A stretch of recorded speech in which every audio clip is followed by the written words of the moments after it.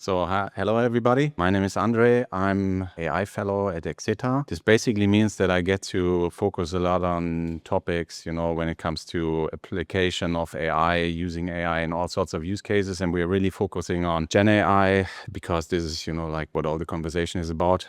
But of course also AI. And maybe let me say this quickly. At Exeta, we are 1,300 people in Germany. We're doing mostly software engineering, but also product building and helping clients with digital innovation and all sorts of other things related to software development. And this is also the reason why generative AI and artificial intelligence is really crucial and important for us. And we heard a lot of interesting things already regarding n8n and new features that are upcoming. And we saw this curve just a couple of minutes ago, pretty much when I started with n8n as well, I would say. It was a little bit earlier, probably October, November last year. And the reason why we started looking at that was basically we have been implementing Gen AI use cases for quite some time, to be honest, 2.5 years now since it really started. With ChatGPT. And at a certain point in time, a lot of people in our organization said, let's implement this and implement that and build something because we can automate something. And I had to deal with a lot of requests in terms of, can we put this into a Docker container and deploy it to a cloud environment and something? And at a certain point, there was really, like a lot of requests and a lot of software that has been built. And we looked at it and said, oh man, there's so many deployable artifacts. We need to find something different. That was one driver, I would say. The other one was it took quite a lot of time to implement automation for use cases. And so we looked at various frameworks, not just n8n, also other ones, and compared the frameworks and libraries and everything that's out there. And today we're here partnering with n8n. The reason for that is pretty much that we think this is the best. So let's dive right in. A couple of links I want to share. So this is something I watched from AI workshop, Automate Everything in HubSpot. This was, like in November last year. We saw this video from the community and looked at it and said, okay, cool, you can AI automate a lot of things with HubSpot and using n8n. And he talks about a use case where you in CRM in HubSpot, this is a customer relationship management tool for those of you who don't know, where you manage the touch points with your customers. And we have that as well. And he talks about summarizing basically the conversations with clients. This is not our use case, but it made me aware of the fact that we can use n8n for that. Then thought about automating in our HubSpot the data quality assurance process, because I'm really in discussion with our key account managers and ask them to please provide all the fields. We need to know what's going on. Please fill out everything. And this is an endless story and it's very painful. And then we started automating this by doing some automation with n8n. This is another video then we watched. It's about automating pretty much everything, also very interesting. And it gave us the idea to maybe also automate things like license management in our organization, things like who's using what kind of license, and in particular, who's not using what kind of license and why are we paying for those licenses and all this kind of stuff. So automating even more. And this is one of the most recent ones we saw on YouTube. It's about building advanced retrieval augmented generation systems with Superbase and a mixture out of vector embeddings and structured data in a database to get better answers for, retrieval augmented generation cases. This gave us the idea, maybe we can run a workflow in n8n for, building code racks, because this is very relevant for us in software engineering. You have to onboard new developers to our systems, have to help them understand the code base even faster. And what I want to say with all these use cases, this is actually before I dive into the use cases I brought with me today, is this a really cool thing is the community actually. And I want to use the chance today to say thank you for all of the posts and everything that's out there, because it really helps us, to come up with the right ideas and check out the content. This is not everything that you find on YouTube. This is just, a few videos. So there's a lot out there, also shared templates and stuff like that. So what I actually do with my team a lot is I work in IT modernization. And when I say IT modernization, this is basically you have this very old legacy IT application. This can be, for the older ones, implemented in COBOL on IBM AS400 stuff, right? Really old transactional systems running in financial services institutions and in insurance companies. This is really, those systems are really business critical, and a very hard thing to do is discuss with the owners of those systems to start modernizing such systems. And modernizing basically means finding ways to re-implement these systems in a more modern technology, right? And let's just wait 2 more years. because then another guy will be here and needs to handle it, or it's good enough, or don't just touch it, it just works and stuff like that. So we see that a lot. But I work in that field, basically. I really enjoy that. And the way we do this and the way we analyze the systems, even before using n8n, was a 3-step approach called decompose, transform, and synthesize. And this is what you need to do to tackle such systems. You need to decompose the systems and understand where the complexity is and how they are built, basically. And then you need to transform the systems, which is basically an engineer sitting down and understanding, okay, what can we do and what do we need to do? And what does this piece of software actually do? And what would it look like in a new technology? And then you need synthesizers. This is pretty much putting it back together and making it work as a system, right? You cannot just implement a for loop and translate all the source code, because then you have lots of source code, but not an application. So you need to synthesize and bring everything together. Decompose, transform, those are my favorite parts, actually. Transform is not just about rewriting it. It's about, if you have old technology, it's really like you have this procedural language, starting in the beginning, ending at the bottom, then you have the next file, dependencies in between and stuff like that. And then you need to move this to object orientation, more abstraction, Java, frameworks, Spring, and this kind of stuff. So it is really complicated. This is a workflow that I brought with me that we use, for example, for translating stored procedures into Java.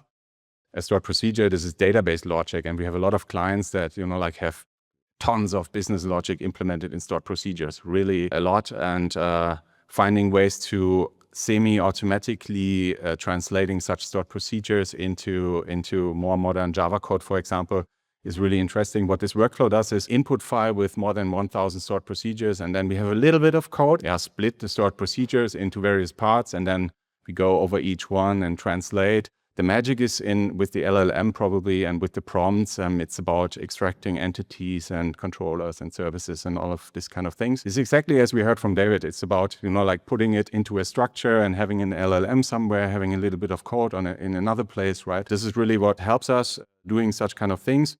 It's nothing where I would say I can release it as an open community. Also you can just use this to translate every stored procedure, because it needs to be tailored to the specific case. It can really, I think, help a lot. What we also did recently was evaluating whether we can use such workflows for Java software migration, Java updates from Java 11 to Java 21. This is something you frequently have to do, and this typically causes a lot of work. Developers are very busy then doing this and cannot implement other features, and we're automating this kind of things also as well. This is where the software helps us. Another workflow is a workflow we use for generating code. And this would be in the decompose, transform, synthesize, it would be transform. And we use that for code generation, actually. A bigger workflow, I would say. This workflow gets as an input, basically, it gets what comes out of the phase of decomposition. And in decomposition phase, we have like custom software for this. We build knowledge graphs and information graphs about an IT system. And this workflow gets this knowledge graph as an input and then processes on this knowledge graph. And what we see is it comes up with some kind of plan to transform this. And then we have a transformation. And after this step here, what we get basically is kind of a procedural Java, I would say. And once this is done, we do some automated refactoring. What we do when we have the procedural Java, which comes out here, we go to another step, and this is the next step in the workflow up there. We implement a refinement. This basically means we refactor procedural Java into a more modular version. And the reason for that is I try to help our engineering teams that build our software. Basically, I try to help them implement those tasks even quicker and faster and increase the velocity there. And when I provide them with code that comes out of this phase, they just reject it and say, we cannot really use that. And so we have some refactoring and improvement of the code quality and can automate a lot of things there. As you can imagine, when you include custom trained models, this is also something we do. We include local running coder models that we train on specific data taken from the system and provided with more context, and results get better. What I didn't talk about yet so far is quality assurance. Quality assurance is a big point, and we have several mechanisms for that. I don't have it in the workflow here, but we implement it manually. And while David was talking about evaluation, I was already thinking how to integrate this next Monday. I think it comes next Monday, and we will integrate it. Why is it important? Because if you cannot really decide whether the Java you are looking at is correct or not and complete or not, or if something is missing or not, right? then you lose all the benefits of doing the automation up front, because you have to look at the original source code and have to understand, is this correct or not? That's why quality assurance is so important, and it's crucial to do that. There's strategies to do that. Our goal is not to replace the engineers. We want to help the engineers be 50% faster. Let's say 30% faster would also be good, right? In my opinion, 60% would be even better, right? So this is why we do the automation. If you listen to what, like the CEOs from Silicon Valley companies currently are talking about, then they're saying we're building this agent and we probably won't have to code in 6 to 8 months anymore. I don't think this is true for at least this kind of complexity we're dealing with here. Regarding MCP server, no Meetup would be complete without talking about MCP server and A2A. I think we use that as well. I have used it even before the MCP nodes were released. When was it? 2 months ago? A month ago? Not so long ago, actually. And how did I do it? I implemented a fast MCP server on my machine, basically, and then connected it via code nodes from n8n. That worked also quite okay. But now we integrated the MCP server triggers and are happy that it's there. And I brought a couple of things we use with me. What I really like, and this is nothing for production, is the CLI node, because it's cool. You can talk to the agent, ask it all sorts of things. The CLI can access my file system, basically, and I can do all sorts of things, because the large language model is kind of able to map what I want to do to the specific bash command, for example, and then execute. So I use that quite a bit locally on my machine here for work. What I also like is things like browser use, because I don't have to think about every single case the user wants to do. I can enable basically an agent to do something it needs to do. Also important, super base integration. I did not talk about memories so far. We have this simple storage memory that's good. For our use cases, mainly this is for the session. So while something is going on, we need to keep track what is it doing, and I need to have some information when I translate code, for example. What's even more important for our use cases is long-term memory. So persistence, and that's why we use something like super base integration and then have databases behind. Because when I come back tomorrow, I need to know what I translated yesterday in order to make the right decision when it comes to adding features to the application I automatically translate. So long-term and short-term memory is really crucial when it comes to good solutions. Closing thoughts. Yes, we could implement a lot of this stuff in Python. We're a lot faster in using, this n8n to implement the workflows. I have the problem, which I talked about, with the hundreds of artifacts. When we implement everything in Python, it gets a burden to manage everything. What's also very important, David said, n8n is about user experience, and I must agree, because this is when you present this kind of logic. As I said, it's crucial with these IT systems. They are very critical, business critical systems, and when you present this logic, this is how we do it, and you can look at it and understand step by step what's happening, and you can implement human in the loop features and all of that.